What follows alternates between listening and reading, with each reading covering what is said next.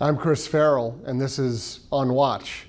Thanks for joining us. We appreciate you taking time out to get the latest updates on what's going on behind the scenes at Judicial Watch, and also our particular take from an investigative point of view as to what's going on with all these different investigations spinning around in Washington, D.C. So naturally, everyone is focused on the Inspector General report that was issued just a couple of days ago. I'm going to give you a couple of points that I would like you to focus on and ask questions about and pursue. Ask questions of your elected leaders, what they're going to do about following up on these questions. And then I'm going to project out a little bit and talk about some of the testimony that you'll be seeing coming out of both the Senate and the House with respect to Inspector General Horowitz and FBI Director Christopher Wray. So when you look at an IG report, you have to remember two things. Number one, an Inspector General office is a department of cover-ups, 9 times out of 10. They are in the business of suppressing and downplaying an awful lot of bad news in any particular agency or department. And then secondly, it's also a place where the truth goes to die. They know what the facts are, they know how bad something is, and it's their job to slow walk it, double talk it, drag it out so that it becomes increasingly less important, less volatile or sensational, because in the media they'll spin it around and say, oh, that's already been addressed, or that's already been talked about, or we've already known about that. So the more that they can kind of water down and diminish these very important public policy and corruption issues, the better as far as the Inspector General is concerned. So we have a brand new Inspector General report from the IG Horowitz. Some of you may know that I've already had personal interaction with the Inspector General's office at the Department of Justice concerning an outrageous case of corruption in El Paso, Texas, and the FBI office there. It's really a nest of corruption in El Paso. And the IG, true to form, suppressed the story. We still got it out. We're still investigating it, and frankly, we'll never let it go. So rest assured, we will uncover all the grim details about El Paso. But in this case, Horowitz has issued a report. It's standard IG fare in the sense that there are some interesting details, some important facts that are laid out, but he's really weak, really soft on, okay, well, what are the consequences? You've identified the problem, what are you going to do about it? And the do about it part is where they always fall on their face. And in this regard, their recommendations read like kind of a weak human resources manual from some mid-level corporation. It's not a hard-hitting, direct, accusatory, or even it's not written like an indictment, let's not put it that way. It's not written like something that you would hand over to a U.S. attorney to act on. Instead, it's more of like a policy document. Well, you know, improvements could be made, or the Bureau may wish to improve communication, or it's very soft language. It's frustrating to read. But the good news is there are details in that report that are actually quite stunning, quite shocking. So do yourself a favor and just jump to page 395 in the report. Start reading there. The report itself is 568 pages long. If you go to page 395 and start reading about the text messages and emails back and forth between all these various characters in FBI and DOJ, our well-known cast of characters, right? Strzok and Page, Comey, McCabe, all those folks. But we also learned about new characters. We have agents 1 and 5 and attorney number 2. First off, all those persons should be named. Why they're allowed to exist in a report in an anonymous way, simply by being labeled as agents 1 and 5 and attorney 2, is offensive, because you, the public, are owed answers from your employees. That would be the DOJ, OIG, and the FBI. So you should know who those people are. They don't enjoy any special privilege, particularly given that they've been referred for what's really amounts to sort of an internal professional standards review in the FBI. They actually should have been referred to the U.S. attorney, or a grand jury should have been impaneled. But again, the IG kind of slow rolled it. So you get to page 395 in the report, you start reading. There are 2 text messages in particular that I think are earth-shattering. They are literally stop the presses text messages. One was withheld from Congress in what I think is a really insidious way, in an attempt to forestall congressional oversight. And that's the text messages wherein Strzok claims that he will stop Trump. That's pretty extraordinary, right? Think about that. This FBI agent who finds himself in the middle of every investigation, General Flynn, the Hillary Clinton email server, and then the Russia investigation, all three he plunks himself into the middle of, and he's running around coordinating and acting on all three of those cases.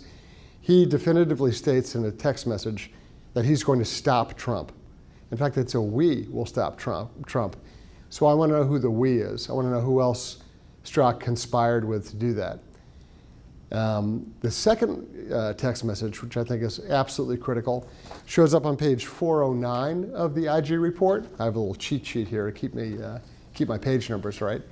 And on page 409, Lisa Page, the FBI attorney, writing to her boyfriend Strzok, says, this is critical, yes, because POTUS, that's the acronym for President of the United States, yes, because POTUS wants to know everything we are doing.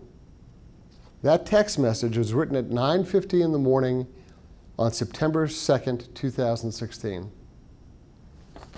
That text message takes this entire scandal, the cover-up of Hillary Clinton's criminality with respect to mishandling of classified information, including and rolling over into the deliberate, willful targeting of candidate Trump, transition Trump, President Trump. It takes that entire saga and drags it into the Obama Oval Office. I can't tell you how important it is. What's equally disturbing, though, is when you read through, again, starting at around page 395 and going all the way into like the 420s, when you read all these text messages, you know, the people involved were given an opportunity to sort of, what they say in the world of investigations is, explain, refute, or mitigate. That's the magic language that's used. They're given an opportunity to explain, refute, or mitigate any of the facts that come up in the report. And in the report, they spend paragraphs and then sometimes pages allowing these people to sort of, with 20/20 hindsight, rationalize or talk away or explain, oh, when I said I hate the president or I hate Trump, or when I say that, you know, he's a effing moron, or, I mean, they use outrageous language, right? They're over the top, reckless language. When they said that, well, we really didn't mean it. Or it's bad, but it's not that bad. Or gee, I was just kind of spouting off, or I was frustrated, or I was tired. So there's paragraphs and pages of rationalization on the part of all these characters trying to explain away these, in some cases, vulgar, but certainly over the top text messages, which show gross bias. Gross bias. Well, in that one line I just gave you about POTUS wants to know everything we're doing, do you think that's addressed in the IG report? Do you think there's any discussion or analysis about what Page meant when she wrote that? There's not a syllable dedicated to it. So in all these other instances, with all these other text messages, with outrageous comments, everyone's given an opportunity to, you know, try to talk it away and massage it into nothing. But on this critical text message, which ties Page and Strzok and McCabe into the White House, and realize for a little context here, we already have McCabe's calendar showing that in March of that year, in May of that year, he had gone over to the White House to brief Lisa Monaco about all of this. So that one sentence tying it to the Obama White House, that they knew what they were up to and they wanted to be updated or kept abreast of all the investigative or law enforcement activity. No discussion, no description, no rationalization, no, well, I really meant something else. And it is conspicuous by its absence.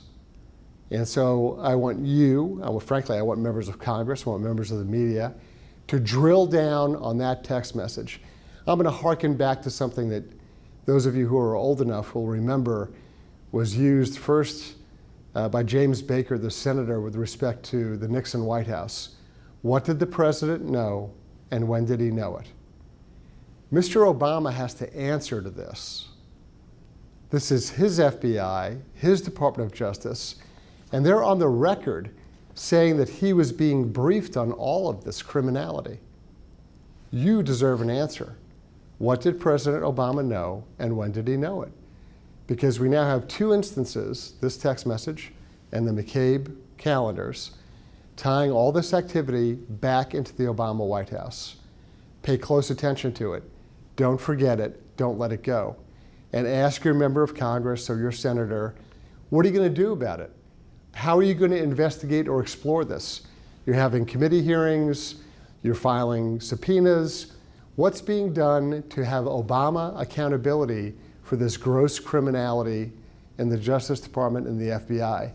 And of course, realize all of this bleeds over, all of it bleeds over into the Mueller investigation. It contaminates the entire operation. This IG report knocks out a foundation piece to the entire Mueller operation, and everything that occurs or comes out of that is tainted. So let's not forget that as we move forward. Okay, a break in topics, but kind of a shift. We're in the same field, but we're moving from center field to right field. Same game. Both the Senate and the House are going to hold hearings, or are holding hearings as I'm recording this, with respect to the IG report.